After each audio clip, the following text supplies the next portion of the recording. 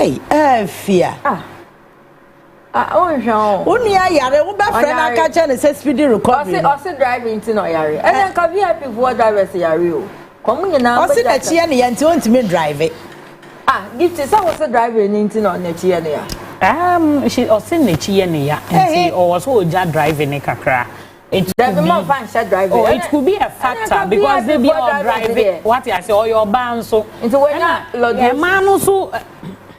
Meninda or call medical school, the Bobo Thames. You are power, no. Say, your friends say, both need be coach my either kyphosis or lordiosis or scoliosis.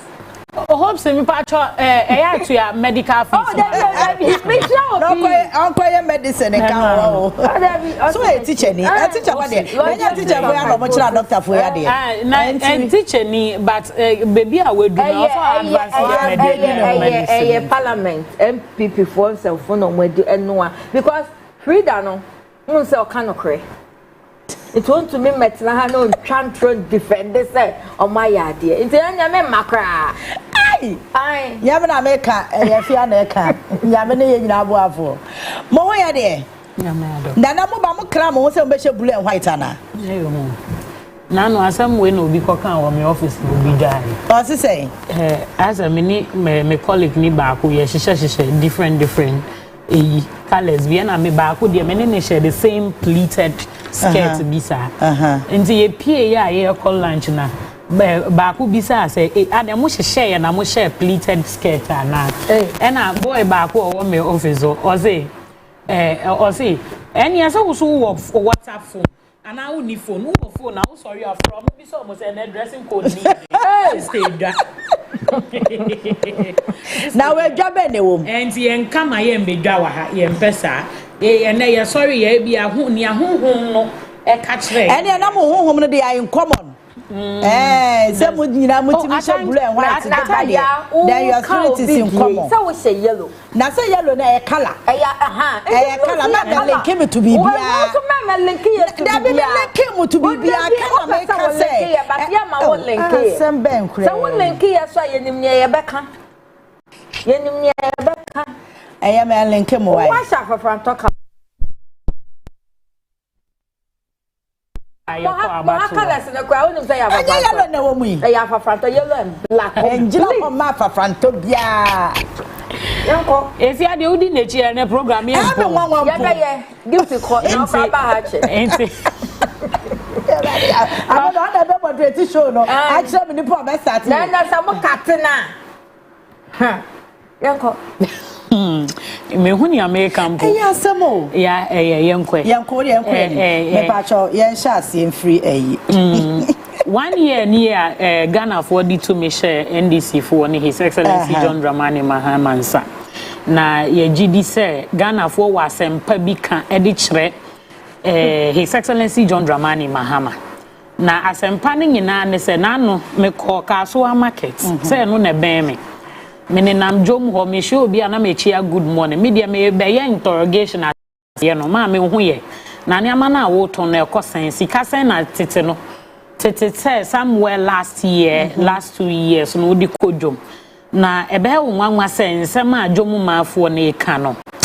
Sister, you could see say His Excellency John Dramani Mahama manka enke ne ye nyina nka awudo meneji. Me 800 cedis so 50 kg of rice. No me to more 50 kg 800 cedis. Very well. But then time brand na me advert na. Ubo that means you are making advert or you be scan everyone some. What you say? Me advert oh. Nka me moy. Na baby aye David say ma me monya so be ma me invoice. On mine no. We don't want to say sabi in the next 2-3 years I be kwa abatuo na obi abedada wa ka akire wo say enye NDC na yes because everything is clear. Bibi any da ho. Hein to say pure water no.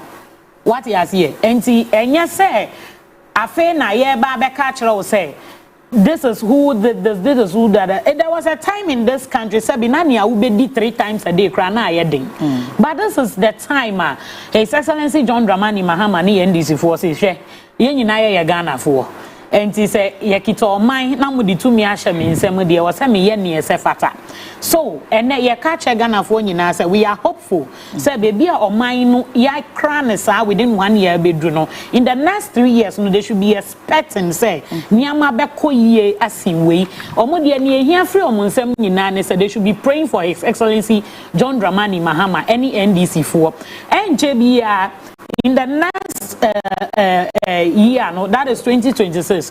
NDC party no will go for reorganization or by electing a branch executive or to national. No, yeah, best rep. Utifie na weni die juma NDC ye ho na so pesa udom kuo bi udom udi udom party bi asebi party no e wo ho brasie tie Ghana fo oje critics etumu a eno ane NDC udi nante ko branch bi aka se me pesa me tro me din na me nso me ka mo ho as party fo because nyamu ye no eso ye ni eso Ghana fo nyina ni enti ya baby a NDC edi Ghana edru no eye fair ena ye danyame ase so ede magana se na no sania na nka ye nyina ye bewu ye di bibi ba se haircut na me nim se ye be twetwa ye tiri hwi o ye twetwa ebi mu de kra ma mu wuye no ene ebi ni ho sania na wo de wo ka o kita wa ka wo kwa adwuma kra wo so wo park baby because fu no enye den enso but ene no with a less than 600 cedis depending on car wo kita any engine capacity no you can fill your tank a whole tank for a week. I would depend anti chrome credit aye we do masanya so for so enye bi e di ama we busuafo. So this is the country we want to build. The meaning of the reset no megidi say up to date say NPP ni BC on T reset na say and we has to go to school to say ne ye ba be educate you on how to be a honorable member in parliament. All right, we intro. Intro mon fantoaso. Intro no mon fantoaso. Na do me so mama me intro na me dia to. Now they are to us. You Mati. Yeah. Want to me ma chiche adwuma nso ame. Give the answer to parliament. Yeah, to us so dear. It is very sad. Say the day you drew this is the 9th parliament. Now in January we saw say niame bi kuko so manfo bubu tables ni niama your friend is saying speaker crack came to punish some few people aye yes you better ti omo salary mu e di echetua niama na omo say you know but up to date ade ba kwa ye me ya ne said if not come out to tell us say whether omo tua very well whether omo tua na omo ntua ye but before I may me submission no I will call on the speaker to do one of or two things because ya ban ene wo so enti niama nko ya we should be in that position say ye be call your people out send ye be ya nia atochima wo baby no omo be no ma correct na ni nyina ka bomu ansa na ye nya 100% resetting no na ya parliament no political chamber so therefore we need leaders omuya very ethical and moral parliament but me who is with this particular 9th parliament with a micro minority no na omu adwen ye omu say omu ye nkola totofi wa omu da no fo ano let me repeat it again. Me see 9th parliament no NPP micro minority no omu fi say omu ye nkola totofi wa omu da no fo ano fe na obenyini enya 6 months 7 months yetiti eduane ahye omo ano because if you are a honorable member in parliament you agree to disagree and agreeing to disagree no as ye kire say you will rise above the situation on the ground. Yeah, would hear me. You arise above the situation on the ground. Now situation no arising above it you cooperate. Cooperative, yeah, then you come to an understanding, say, okay, Niamu can I agree or I disagree with it. Okay. That is what honorable members do in parliament. Sabi constituency for now mutu abade ma mo say mun kono mo kwahwehwe mrama ye no enye se mo na munim sin omo ene enye se omo so no munim sin mo but it's because of adombi ena adomumu ena mo akodi ho se mo kwahwehwe mrama ye na mo kwahwehwe mra na ye TV ho na ye hwe ne ekoso a na sabi ne e what screen what does it speak about democracy? Does it speak about the goodwill of a parliamentarian? Does it speak about the well-educated people at your feet? Say, yanko school ne ndru enim. Enti mu na mu akọ ndru enim no mu nkọ na mu kọ sumu ye hyehyɛ mramaye. Saa de we na mu kọ ye wo ho.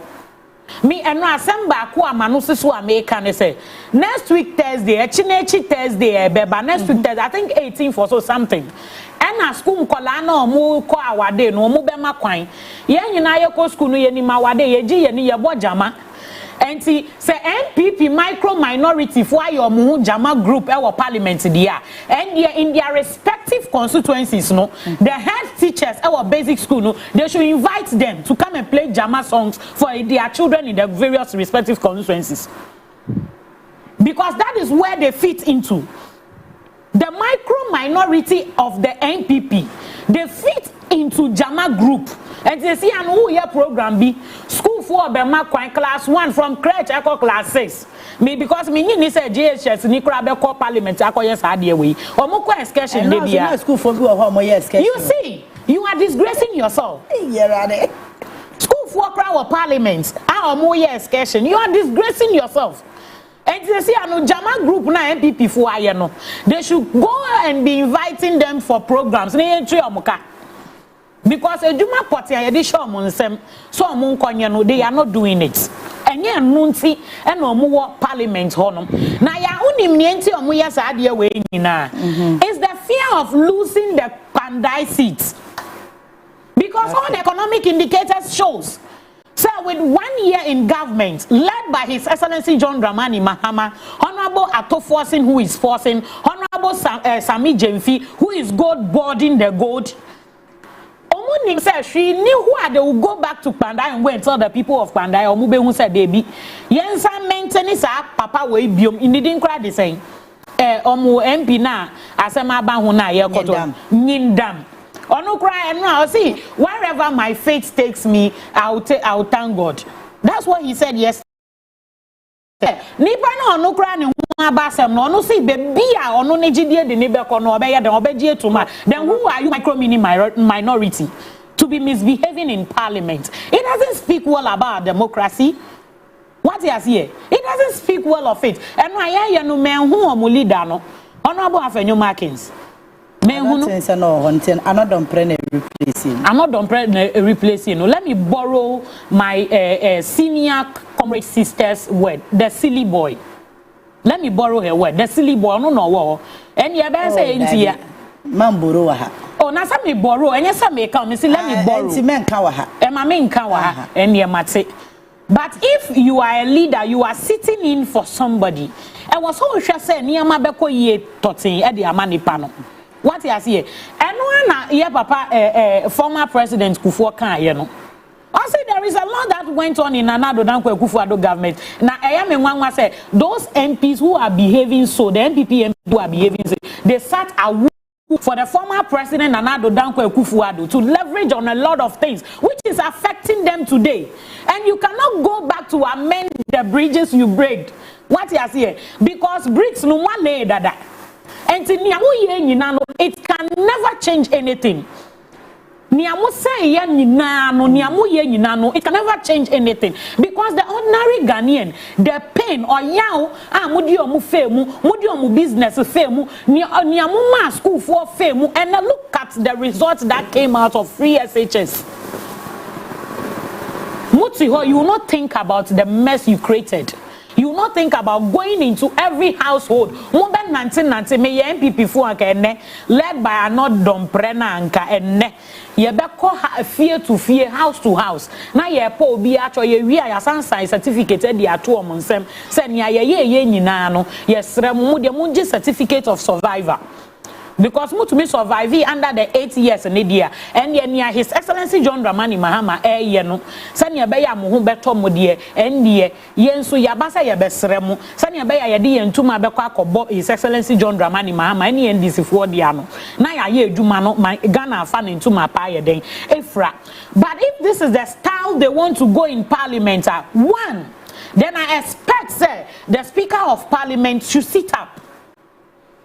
Because first one, no, January, second one, so what kind of punishment is the speaker going to give them? One, you are the speaker Nankasa now I disappointed because the baby when he was I think 2 days ago when he was walking into the parliament he saw the and rana oh remuna ohun said ye womo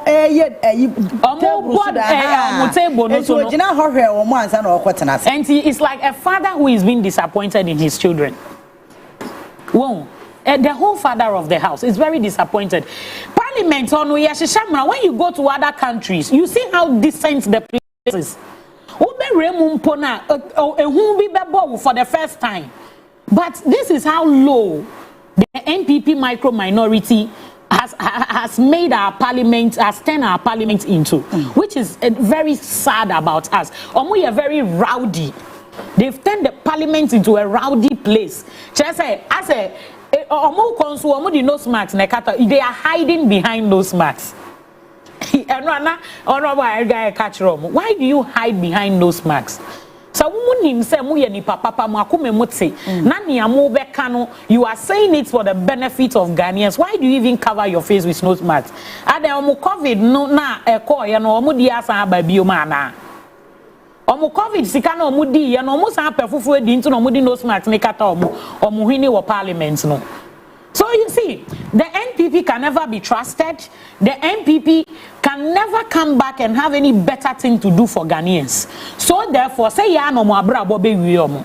Say ya na NPP for abra bobe wiyomo. The value of the minority, the value of whoever is becoming their flag bearer, the value of whoever is becoming their national leader or whoever, it is the same. Because as we sit here, any NPP mo ni omo beka so omo betie. Because omo lead party ni nyina no, omo nyina ya rowdy people.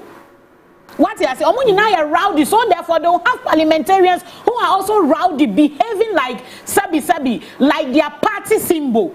When America almost say we are insulting them, but it's not an insult. You need to be very disciplined as a party. Now, who party symbol ye chinia? Who be ya de akodi say juma we wo parliament? Who to me ye? Because chinia no kata obiya so waji obiya. But if your party symbol is an elephant, and no ni way ni cry one and no trambo say one your friend no cry dan no or the be push we be no mo ye no nti omo de omo trampo political symbol no akọ parliament dey push nkrofo. That is it. You see, so let's not behave as if ni ekoso no yenim. Omo nim say Ghana is a better place now. So they just want to create the scene. Say things are not right, and Ghana for Bejia to say NDC is not doing their things right. For where? See, the best ever governing party you will get in the world now, the NDC. So she knew what MPP for Beya. And ebegu NDC hufi omumom no mugu omuhufi. So me, I'm telling them on authority say it's better they change their party symbols, because I come here and say party symbols but all the same we are calling on. So are you saying said their symbol no is stand for destruction or what? It's true. Why? The symbol of the NPP stands for distraction. Hence what they are doing in parliament. Elephant no so say adie anameboa. O say adie. So their symbol no na sha omumu no mudi yezano. Now unim say we are say away. If you don't go deep into the spiritual realm, you cannot notice some of these things. And say remu na yehu. Say symbol no na ero omumu no mudi yezade. So it's better they change their symbols. The political symbol no omo no they should change it. Okay. And yes, they be say ya no mbe sa ma 80 years Abama NDC cry 1900 years in power. Now tell us. Oze. Now tell us. Na say me tia se cry me ma beba. Me fie fo nyina ya NDC for. Oh, okay. Yes. And to me tia se cry dia me ma beba abeye adwuma na to aso dia man. Very well. There is no way you will be an NPP person in my family. Yes, and it dey masoda. What you say? Yes, and all my two children, I've told them. Obaa den. Hey, now Baomi akra so ye NDC ni. Na me kan say okwa MPP. Now okwa MPP say nsi ni ye so da.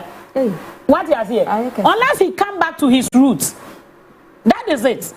Baumia is a typical NDC boy. Oman, let me say. And unless say, he comes back to his roots and sanebesi ni our person the president. That is it.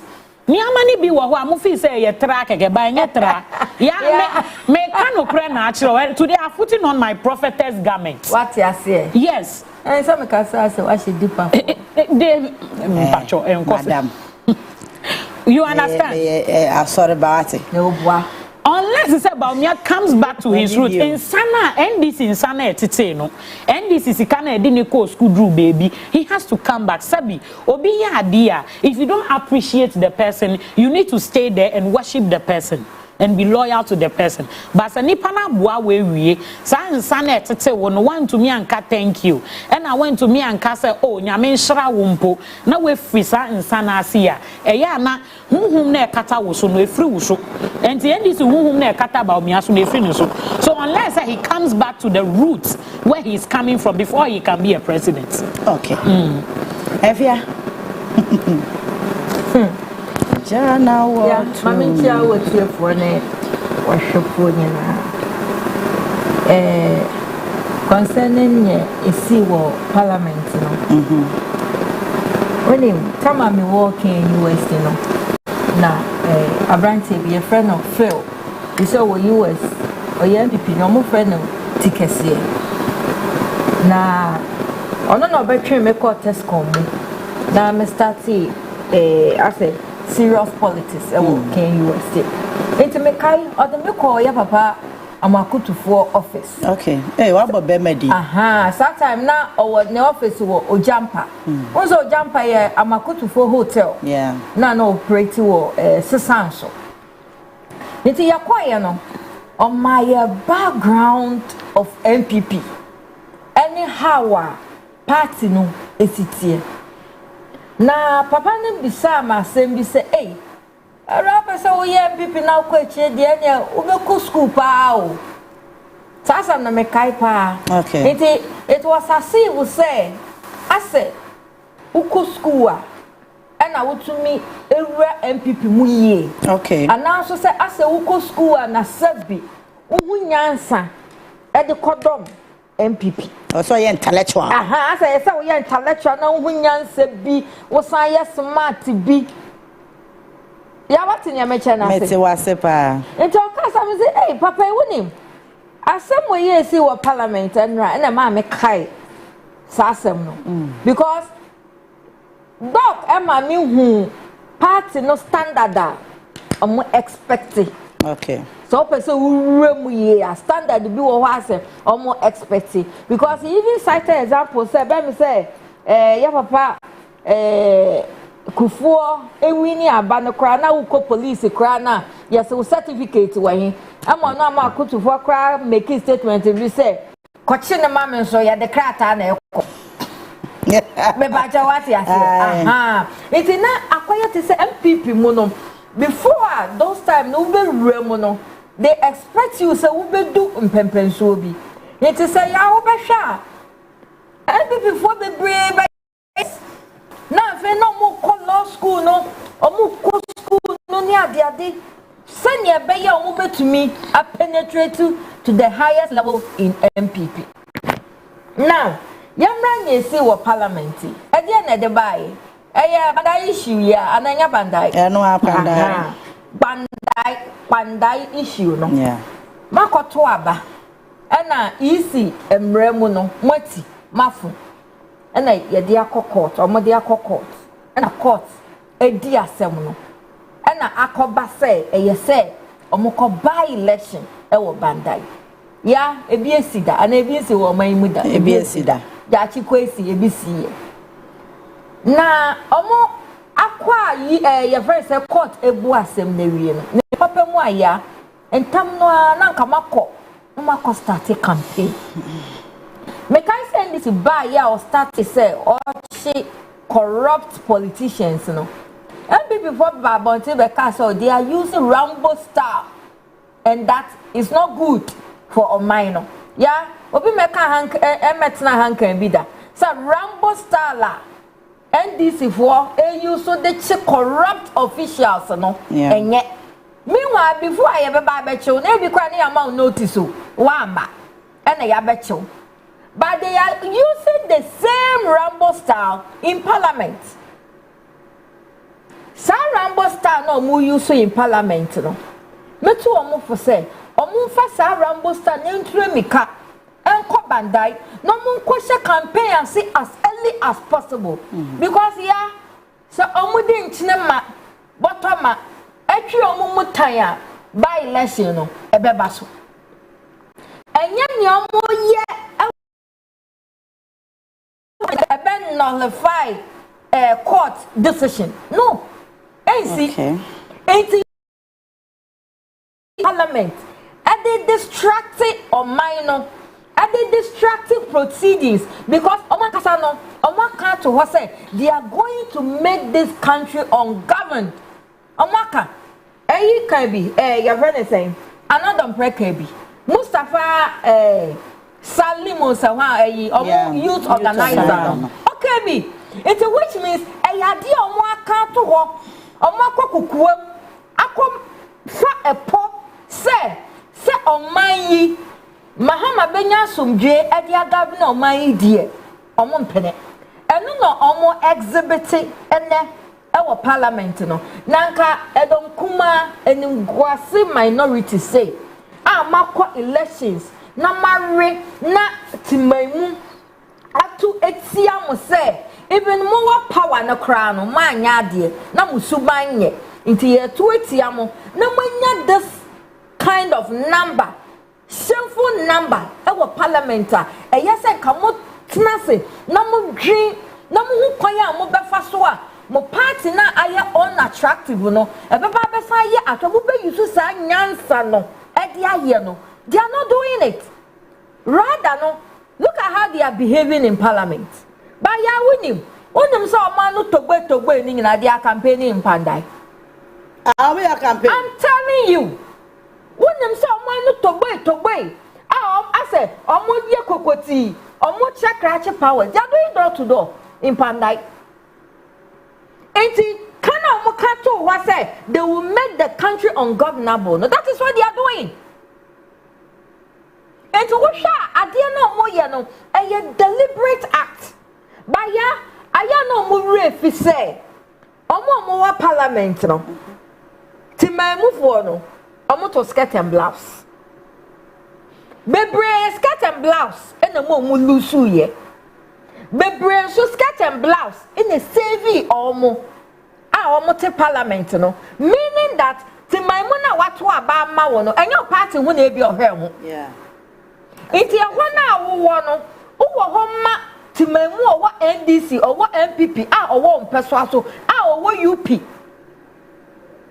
ya owo mpeso aso enunti na wote ho because they should not forget to say they are independent candidates our parliament ho say at the end of the day no if eto ye call election bebra mumu bebra ahamba lusa ma independent ahamba lusa ma UP candidate ahamba lusa ma NDC candidate omu refi sa de no.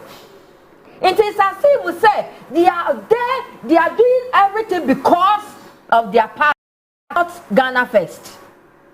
Because we put you there because not ultimately we assume position be say unim nyansa sabi unim nyansa sabi we ye nim defo sabi we ye honorable wenu mo nyam iti yamfa wonko na ko gina ya nemu na hihye mra efa mayen a yen tegban na o mining ya ntoma pamfra. But looking at this conduct no obema utima mufo bebe mo nyu omo ho o meka say hey na bosa na usubeni sana say na what here utumi to ayi table utumi to wonsa utumi ede wonsa bobo table so say yentie meanwhile court na ebu asem na nya individual na ebu asem no. Does that mean say they don't respect the law? Does that mean say omo die omo na omo siso a na law ni ye adwuma? So omo ni so die law no enye adwuma. Sa na omo pese omo ka kire. Omo nko na campaign na omo ahase wo banda na omo pese obetu mfuturo. Egu omo amanfo enim say omo pene so omo ya campaign no. Omo nko to aso. Na omo fa redeem omo party no because ya hwe MPP direction na econo. These are the petty things and kayeso mudenya miase. Say, hey, election ababio. Into yanko redeem ye din. Because looking at their situation now, yeah, this is a party. Their internal election. There is a division. As on you know, Mankasomo party no more. This is a party. Corruption. I would draw mo yedi omudina court.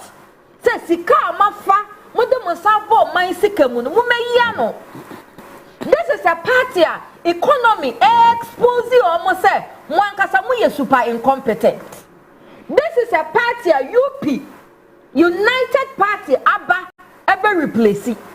And yeah, this is a party mismanaging economy when they were in power, and again they are mismanaging opposition. So what kind of party are you? Moi, when you were in power, you mismanage everything. Bunko opposition so Namuma critical analysis, critical criticism. About what government no way Jina Naso, no one bought my Ghana, not or my Ghana. A movie baby, I would ye go see ye, a teacher ma would ye go see ye.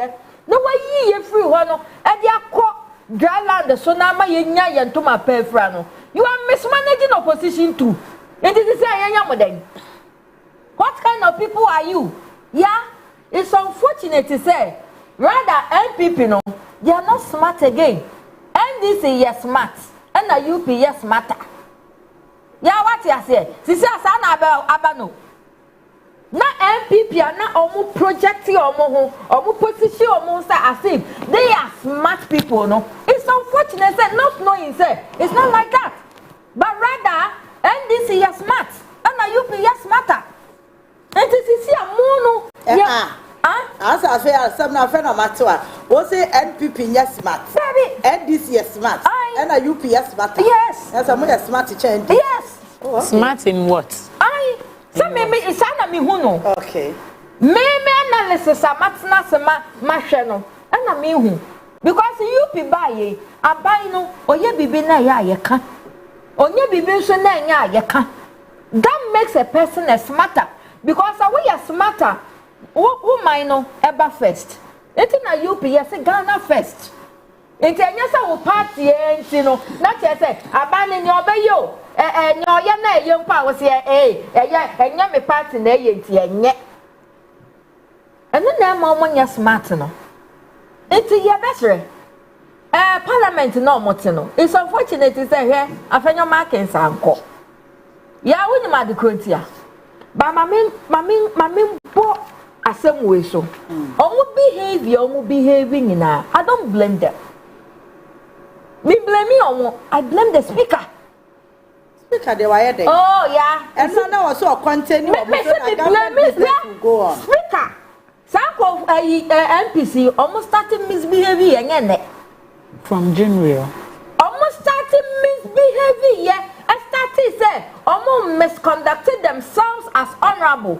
Speaker is there to control them or your penny will fear. Omo ya dear na ya so tia omo. Me ya sure say parliament na omo te no. And I am ready ho. Emra ho. Emra wo wa so be misbehavior. Ye mra no e de tia no. They were the same people during vetting. Omo ma table so. Ya me wa. Ye ni krom ha. Honorable member on my table so at distracting processing the proceedings now costing almost saying na gift it can't be said. Yes, you punish you almost say your more you bet you up till now. What a hoa? Yeah, what a hoa? It is a what if ye we are penny to fear. Not a ya do say kind a gananka near cananka reform whoop penny no ya can't count. It is a conduct here costing na Miss your friend saying conduct a coso improper behavior and penny for a testimony or more exhibit or parliament no me the some work no ever speaker say asasiano and otia omo and asasiasa no more who say resetting NDC government urban they be a make us a resetting no it shouldn't be government policy it should be national policy. Okay. Yes, national policy say akoye party policy na akoye say group of people bi nkwadia ntinya ya ka ne yemfa ho also say you reset your mind na ye nyina ye be enjoy and I won't enjoy ye nyina it will affect everybody. It is high resetting no na ka say speaker the start of parliament ho because policy party bi dey be eba government no speaker we need today yes I will share na sa good policy no omo implement it in parliament no na ka yes sa resetting of behavioral attitude human mindset no na ka yes start na ka January na ye vetting no speaker realizes say some of them they need mental health. Some of the MPs, omu here mental health, omu here counseling, omu here punishment, and when I can say you starting next week, I don't move for that process no. But what now? Why you trying? Into yet in the sick a better now. Na BBSC, no be a two ho, no be a facunyabo, be 3 more ho, and send our punish you be. And send no be a counseling. What recommend you be more say, young for monko counseling, and answer young for monko to mental health. Ni atwetwa no memu kase bi mo adwen yara I mean kase bi mo mental health doesn't mean say wadwen yewu o adwen yare enye say wadwen mu nyo anasa wadwen mu yare o ase enye say wabodam o obi wo ho a on adwendwe wo fie ani adwendwe wo ne constituency no adwen na da ne trimu no adwen ne da baabi o ena etini si so keke enye say wabodam o obi wo ho a or your first time parliamentarian ebi mu start ye na wuba na mo de kwa parliament o obi wo ho a okọ ni fie a obekọ na line esa ho a ebi mu begi fundaka ebi begi school fees ebi yira wo obegi diaper sika na ohun bida enti ama adwi na eda ni trimu no say obi engineer ade a ontumi think through say ade a o engineer eye ebeboa most of them because MPP parliamentarians most of them are first time people. Be pray your first timers. Omu wa die nini so. Ena parliamentarians aya eti wono. Be pray no omu. Be pray no omu so omu ba parliament. I'm telling you. Me ni bi kasa be pray no omu. No omu nim sa die no say na ebeko no. No omu nim say na tie. Na imagine say we your first timer in parliament. Now party wo opposition. Now we need appointment to be a generate bibi amount. We need contract to be a generate bibi amount. Okay, say you can say you bibi awonye. Obeye. You can say you bibi obeye. And afenya markings. Ono wa tina parliament for so many years. Onim nyewom. Sisi afenya nim say no ho bon to say Adam. Wonim tete na your friend Adam no. Otwemu a obete. No ho kan. Afenya nim say as all you losing integrity. It will be a casa into an parliament. Nemo, but the battle platform was a muka munyese. No makoye, and I fenya tiny baby. Because when him say, a dick yaneke, I have speak about punishment. I fenya building integrity or building a political career. It will do baby no kwana, ubi say, I on 10 year man for Kafan Wana. Sa fenyo, we ya dodo. Okay, so say, oh, you nipa, or Betty. Obefo muaba. It is this at this juncture. No case of no name say bibi we go to say. Oh yeah, where? Only obekom no church platform so. Omo group platform. Ai, mo kwa munya say. Na dia so mo plan. Na so yes because plan. Minority leader. What you say? Omo plan e. Don't have my command no. Enti what you mo kwa munya say. Na me to me ma me ko ha me ko ita fenyo another brand kosima name ukwa de kisho say ombesha black munche nose mask momba omuka bibi amama mpene na afanya akotene fie na wa cross ne na ohe TV na osire kakra na wasepo na wine kakra osire kakra na wasepo na wine kakra ose hwe na omo cheche wa shishe ejuma demo wo afanya will not go and sit there because wa here we who say me ho ayehi. When who say love na amanfo wo mame no e so te enti mentwe me kakra who says afanya settle omo toy why you muti o why toy and can na normal circumstance no enke ni say bibia prevent afenyo say at this moment member parliament as leader of minority e dey na be blocking the samomba say bia no atu kwan at this juncture crucial decision like this me party ye ko by election ye mpena so member emejinem okay iti ya MPP ade na omoye no omondwe hu biem emoa okay emoa mo because mabubo no me bia ede omo anima edi omunya okay egusu di omunya nti saa no ma no e na omondwe hu because 1992 MPP in parliament no nenye say na tie 1992 the kind and the quality of people now what parliament a man call for share so ebe join the party no nenye we they should go back to the table, the working table, and come back and draw the plan and come back again. Because Ghana for to me shed this kind of people in you. Debbie. This attitude. Yeah, almost free almost sitting so yeah here. Sitting now you're vacant.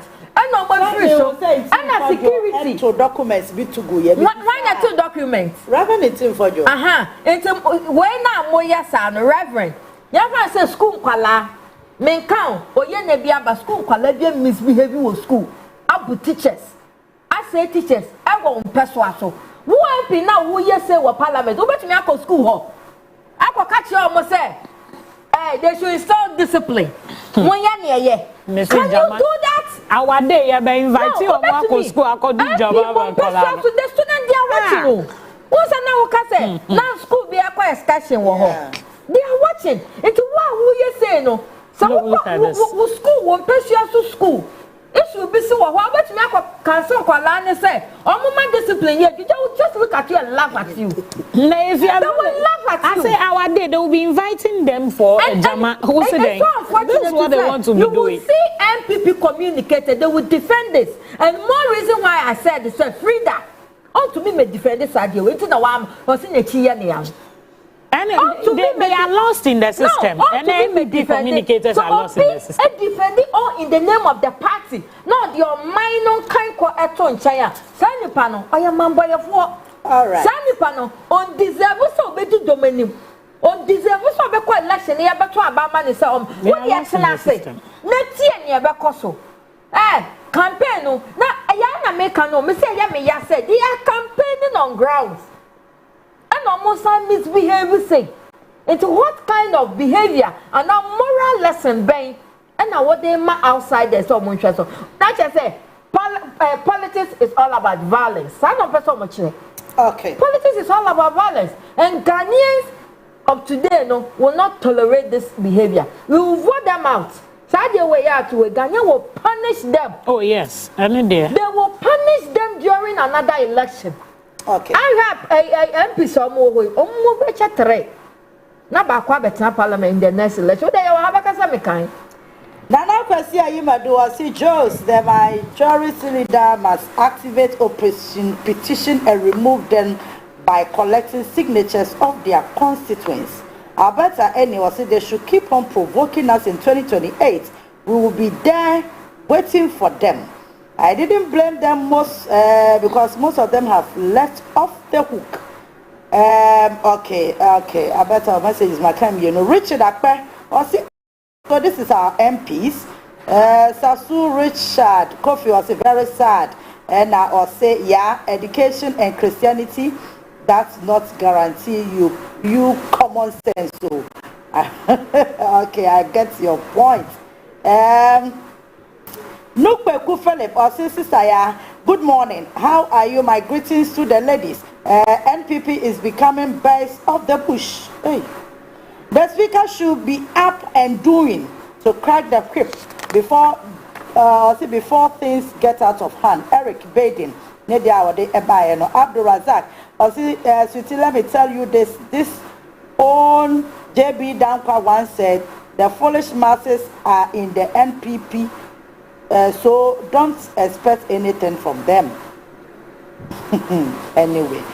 All right, your second topic. So now, before we to me bra penny, me feel the pa, me yada what me ka won tuaye, or the me ka anniversary song won tuaye.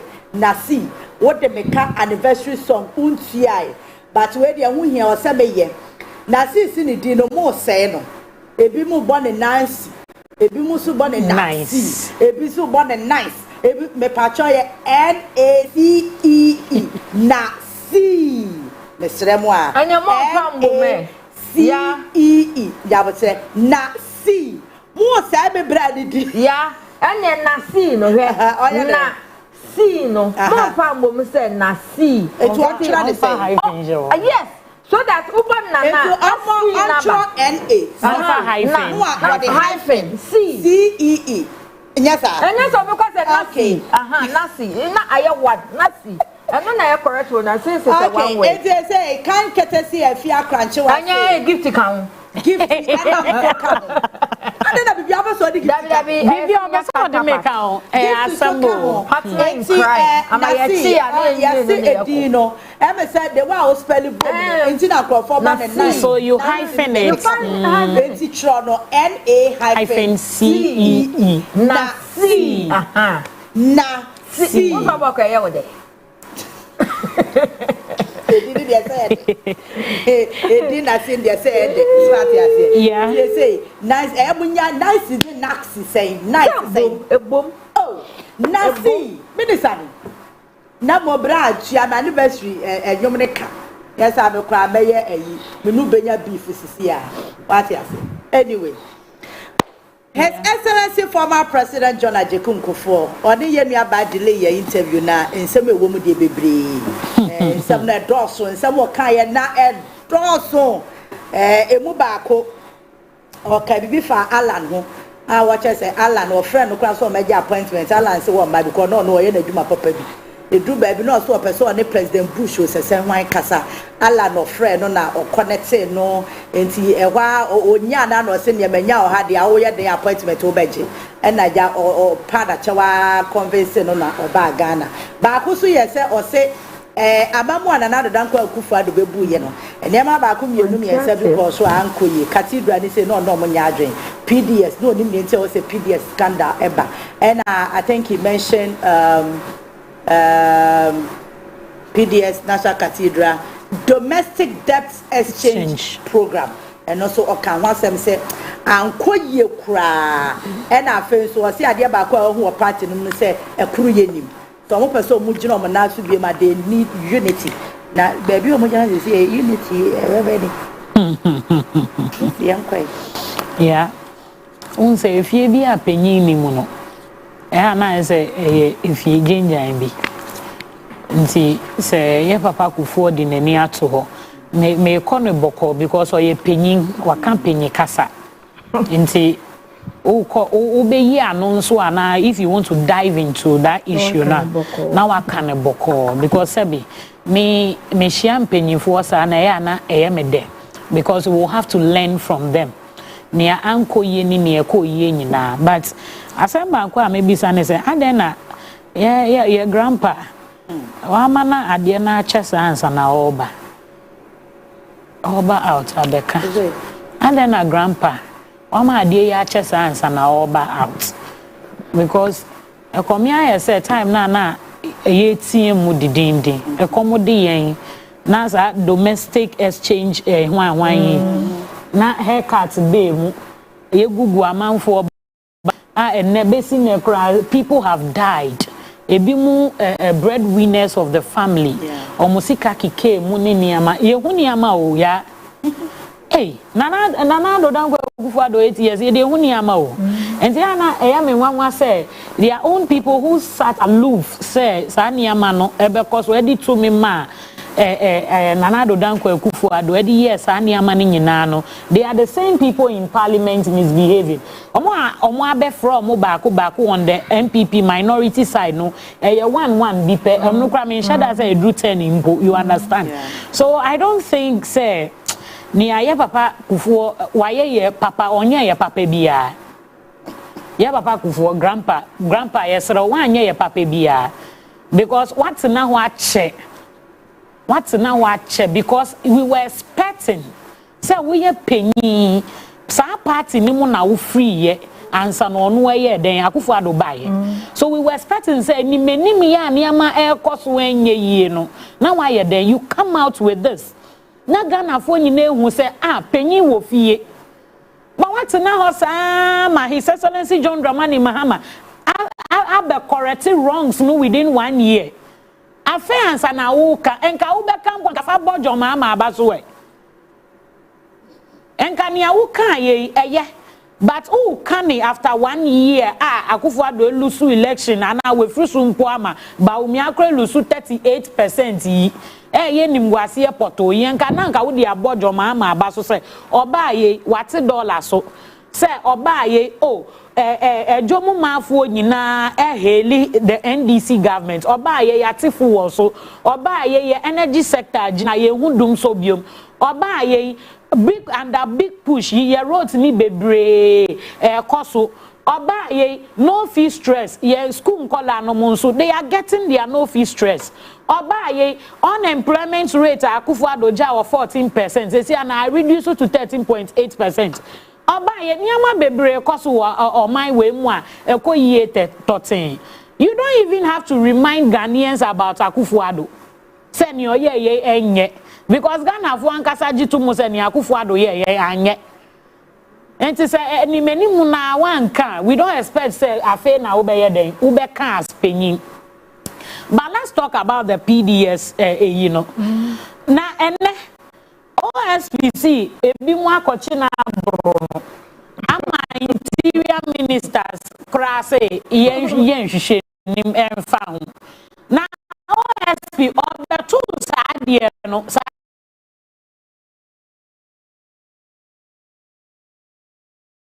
and to me, the said they should scrap the OSP. First, I was in agreement with that, saying scrap it, but because Sika, my reason is a Sika alcohol doso, and I believe saying yes, Sika ni na no mudia that might not mind what's now. Sorry, your press conference. And the Sika be what dear and from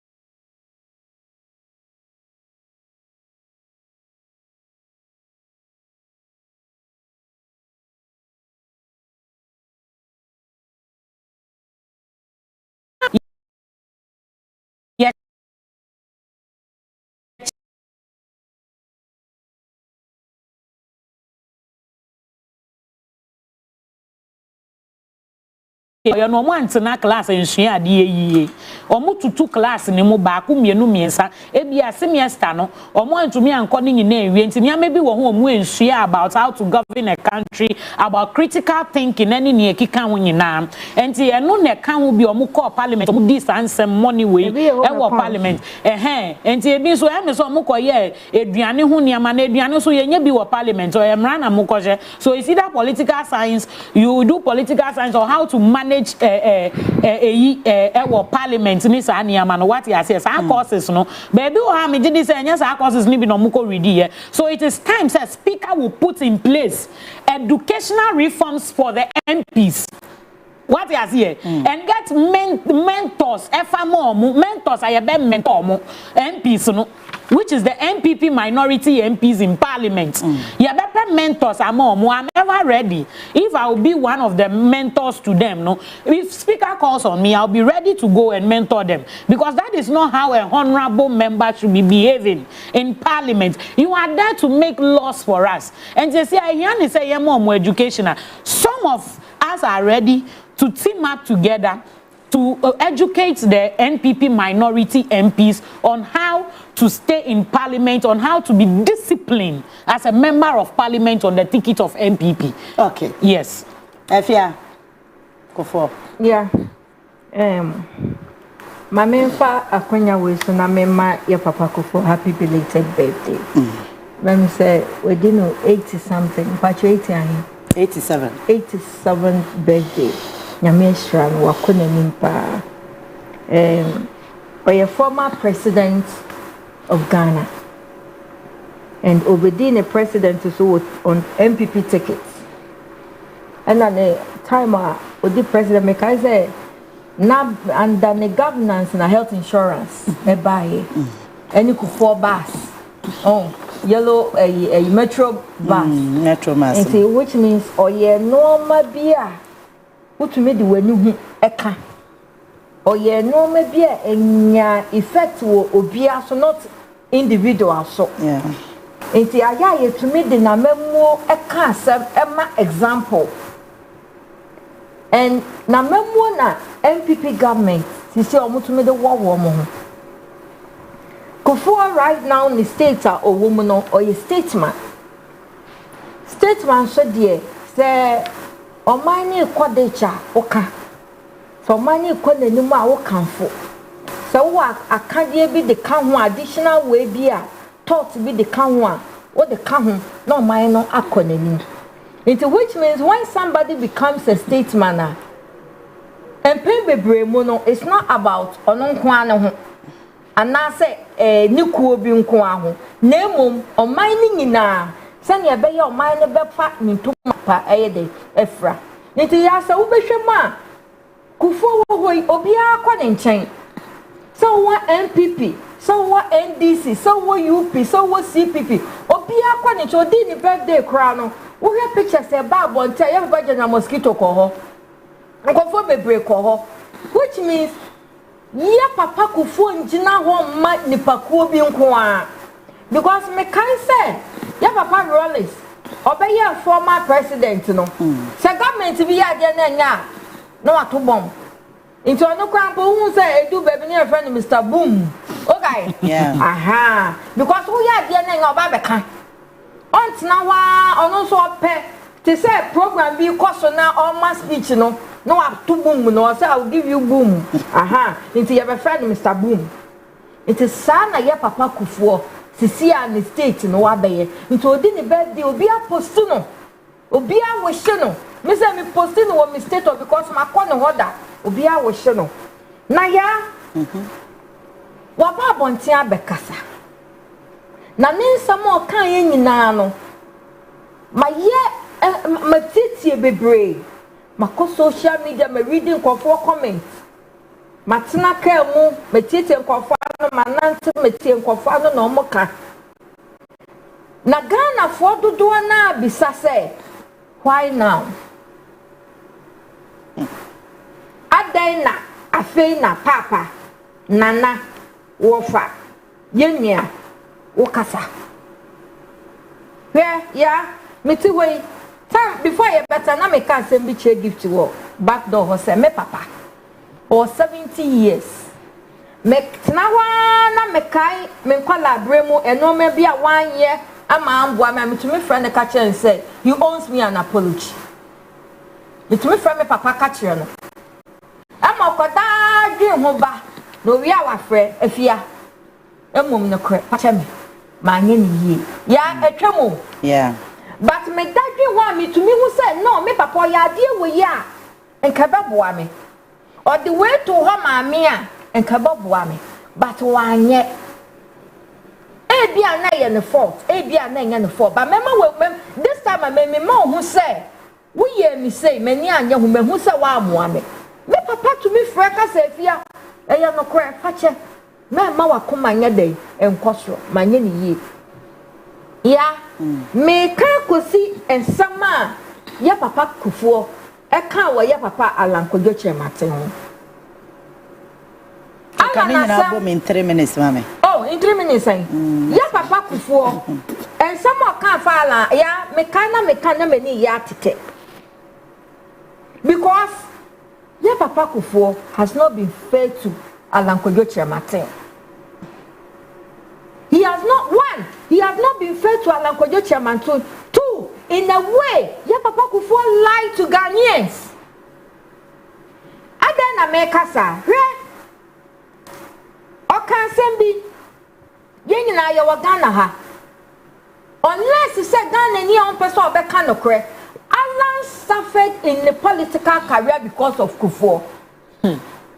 Osafa bibi ame matu ni din Kufuor syndrome. Enyo no kwa na safa yo na chitafo no mo ye MPs no mo work MPP mo ko ekọ mo anim no they suffered because of Kufuor na afede ya papa Kufuor say wa mo Alan enyo no kwa kofa Alan na ma say o me compete na nado dan kwa Kufuor ado ya papa Kufuor say Alan the 70% of the governance success aya Alankodwo chairman. Ya papa Kufuor no muto o say Alan tam o chiche ni ministers no Alan wanje o say onye minister na hwe ya Kufuor kan assembly Ghana for adwen Nkosuo o say okọ US e no koshia W Bush wo kan sisi a nana opese oni papa no establish relationship bi nti obehia obi ako US na wakobwa na establish that relationship with George W Bush na wo ka se Alankodwo chairman na dwimu ndo onye nyansani onye badwemba oni vision oni akade oni broni abekasa atutu broni ano ado broni adwimu abu ahwe ama broni aboa edi bibia bafia nkaka se Kufuor beka se Alan wona kwana kwaye US ambassador na Alan nim hawa Kufuor tie nyansa Alan Kufuor nim hawa Alan tie nyansa owo na dwimu a edo ena ode ne koye and at the end of the day Kufuor saka assembly say that time no na Alan na ono ankasa akoine ne initiative bi presidential initiative bi a o say ono de o stay back o stay low key na all the aboa Kufuor governance palm salt starch textiles and all these things do you know how generate income emma other countries but Kufuor knew say Alan implemented sadie we nyina ebebo ma onim and onim nya na Alan betumi aye by the end of the day Kufuor came out to tell us say Bawumia is a man of destiny and when I make us say Kufuor lied to Ghanaians.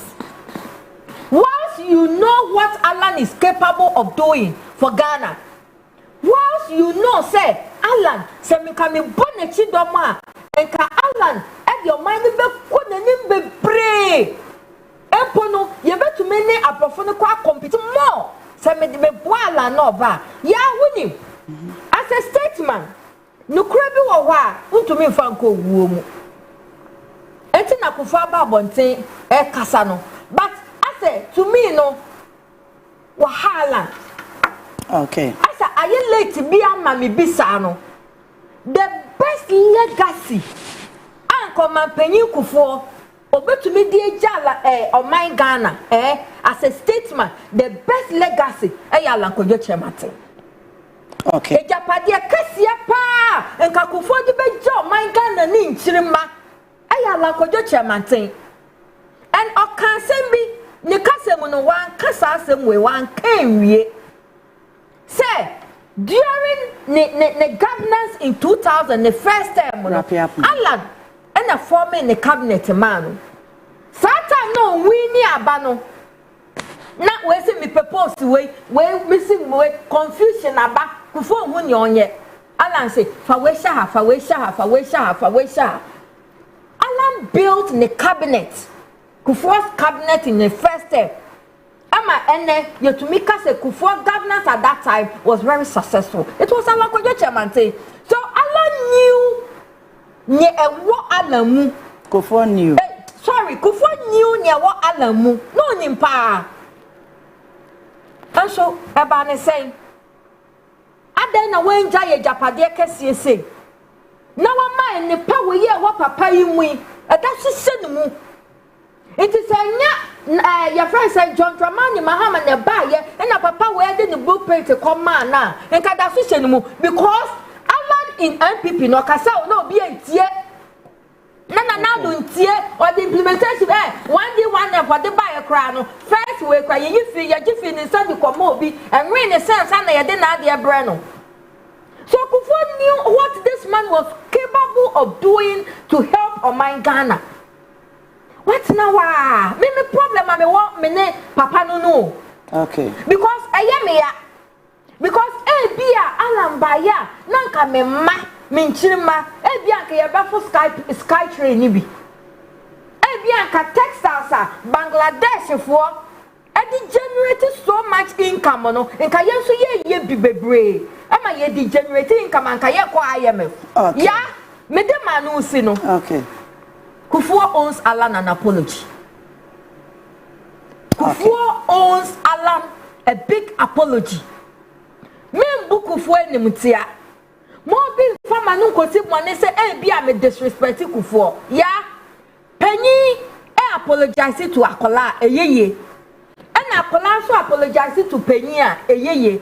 That doesn't mean say we busa nimutia. But for Alan say on adiwe ebesie na wan kasa na Alan entumi atete Kufuor di besie na Alan entumi atete no ho e was syndrome any otanya NPP for di ni tom no na ba wie yesese mreba aha Oman Ghana nyina no Kufuor must apologize to Alankojo Chemate because ayo ya woni Kufuor in a way no so me susu say me rapia in a way no me susu say na call ho dodo akome ho me say me kasa na me yesu why you too emotional and yes my emotional exactly why emotional tie me sure na me kan be me say na empanyimfo nsem bia na omo keka say be me say na Kufuor osuro Alan kakra because bia ekoma Alan kwan na ba ya nke bia Ghana fo be mu say Kufuor memu no enka ho kra insenchani anka Alan be ba ye no bia the way anka Kufuor be so be project no ho as a statement as a god as oracle a different friend bia nanka memu sa nti no ye ne sa anya say bia na nti na make say nti na bia ba ne sa but ya ma me fama no so me fama what the one was isa Kufuor sa corruption issue ye okofa baye no nim ni nyina meboa na Mahmoud Bawumia okasa memu no ho meboa no ba ka kire ye say Mahmoud Bawumia is a man of destiny. And no na me just so biem say he lied to Ghanaians. Thank you. Yeah.